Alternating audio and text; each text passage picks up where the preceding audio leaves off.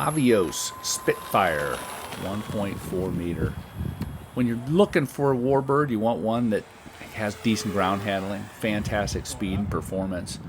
And really for me, a lot of it's how well can I land the thing? Can I land it without scraping up the wings? Well, I'll tell you what, this one's a keeper. Let's get into it. Welcome to the shop. Got the Avios Spitfire 1.45 meter wingspan, 6S power. This thing, it's a phenomenal flyer. Wait till you see it. But before that, there's a lot of other stuff that needs to be said about it. One is the amazing detail that goes into this plane. You know, the canopy slides open. Little door over here opens up. Doesn't come with a pilot. You got to provide that yourself. The decals you got to install, I'm going to go into more detail about putting on the decals and just the whole assembly process. You know, my videos, I go into some details about that.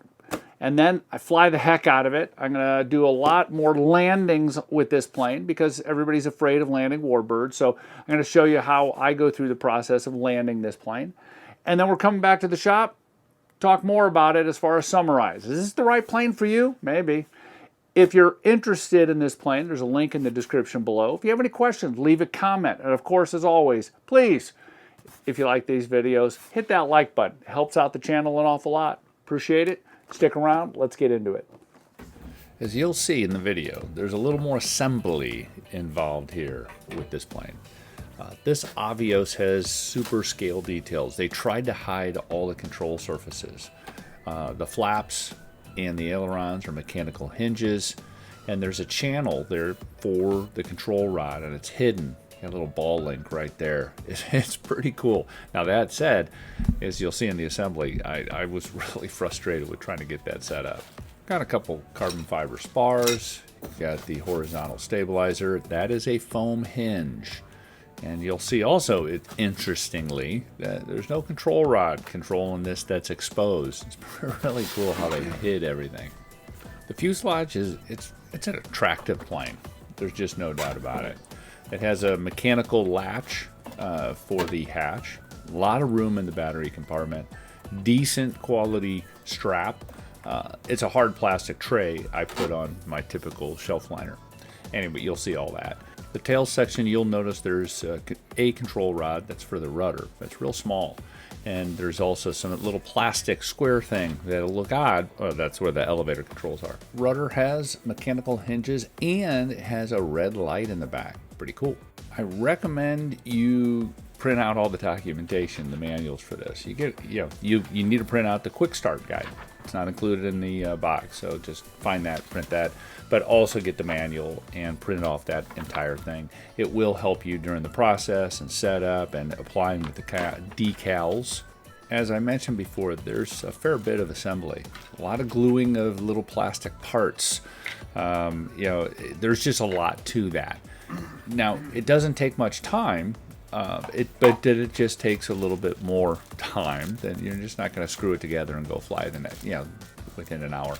It's going to take a couple hours for you to assemble this thing, apply all the decals, and so on and so forth. As in a lot of these warbirds, the prop needs a little assembly. Of course, there's a handful of screws and control rods. The wing connector is pretty handy. Everything in the wing plugs into that, and then you got 3 wires coming out of it. Installing the horizontal stabilizer is pretty simple. You got a carbon fiber spar. I made a little dot on it on the exact center because if you don't do that, you might have one of those halves with not a lot of carbon fiber spar in it. So I kind of just made sure that that was in the center. You have a little plastic piece, little square plastic piece that I'm fiddling with right there that needs to slide into the elevator. There's a linkage for that. And that's what's going to end up controlling the elevator. So that slides in, you slide the other half in, you put a screw in, and you're done.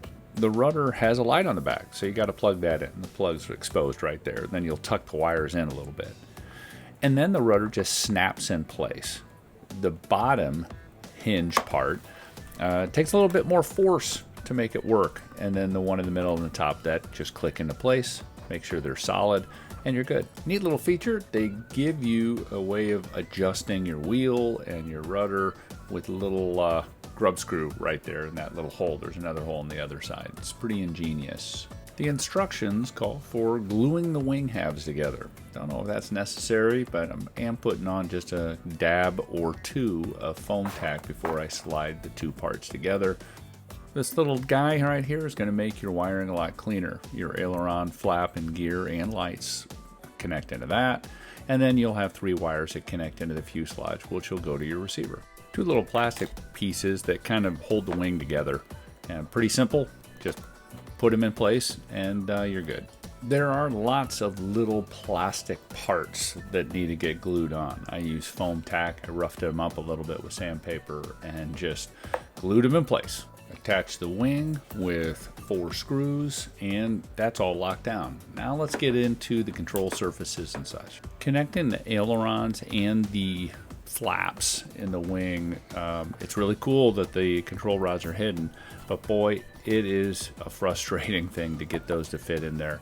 Just take your time, it'll get there, but it can be really frustrating. Once you have everything perfect and you've tested and retested, then go ahead and glue on the covers. Always trying to clean up my battery compartment with wires, so zip tying everything coming out of the wing into the AR631, and obviously applying a little shelf liner to the battery compartment so it has a little grip. Whole bunch of decals to make it scale. You got to cut them out individually. It's a little tricky, but not a big deal. I suggest you sand down the surface just a little bit before you apply the decals. So you're going to peel off the paper backing part and expose the adhesive. You're going to keep the other part on. You're going to apply it. It doesn't stick well. If you mess it up, you can reapply it. Use a low heat covering iron and to really make that adhesive stick. These letters are really fragile, so when you peel them off, do it very slowly, and it's just tricky. There's just no other way around it. Like always, I start with a low, medium, high on rates based on the book, and then as I fly, I tune them up. So let me share with you my settings for that, and for the center of gravity, which is around 90 or so. Here's my setup. Hey, by the way, the timer, you can go for 7 or 8. The prop assembles pretty simply like a lot of them. If you've done it before, this is a no-brainer. Basically put on the props, put on the plates, put in the screws. There's nuts on the back as far as nylon washer nuts. Tighten everything down well and you're good. Put the prop on the plane, tighten it down, put on the spinner, and let's go fly. A bit of a windy morning here at Booter Park, but I did want to show off the performance of this plane. Even in the wind, you'll notice that, I mean, it didn't bobble. It just did exactly what it's supposed to do. Fly like a Spitfire.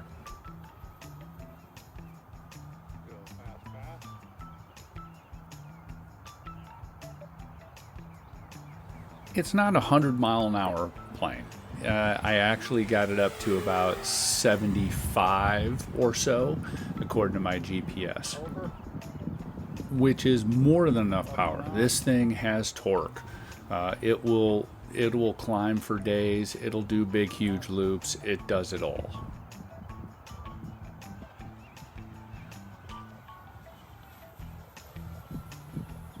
The power system is super efficient on that 3200 battery. I went for 6 minutes. I think I set my timer for that. I bet I could fly for 8. I mean, you could fly a really long time depending, obviously, on how much you're pressing that throttle. Over. Going through. So I am using AS3X. Does it need it? I like it. I think it smooths it out, makes it look and fly a little bit better, at least for me. This plane is your classic warbird with some real benefits, which I'll get into later on stall tests and landings and such. But it's a pretty easy warbird to fly with not a lot of bad habits.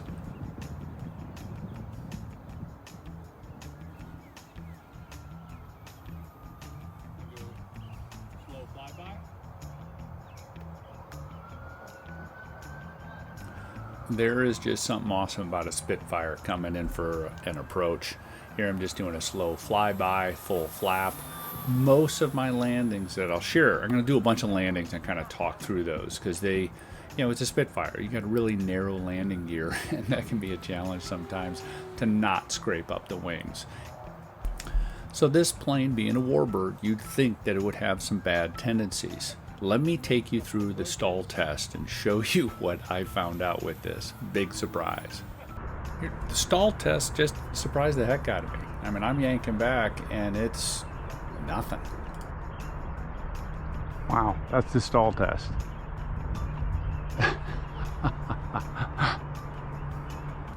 Let's try to get it to snap with a tight loop.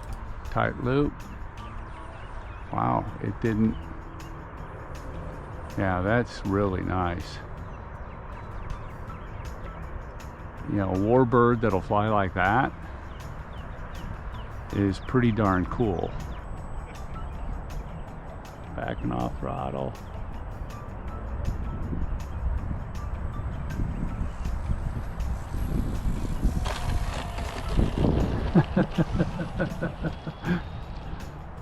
This is a really nice handling plane for landings. You know, it does land well. I only have half flap. I'm looking forward to putting in the full flap on a day that's not like this. Right, making my base to final, lining up, getting those wings level, kind of getting into that mode where it's just dropping. Throttle, elevator, a little bump there, but as long as you just keep on the throttle, it stays tracking straight. 2 minutes over my timer. All right, this is it. Here we go. This is final. Here we go, bro. Get a good one. Here we go.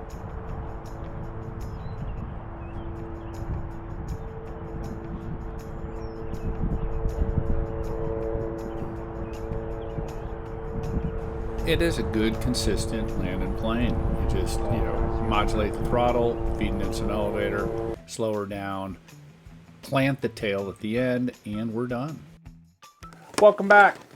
As you saw, this thing is fantastic. It flies like a Spitfire should.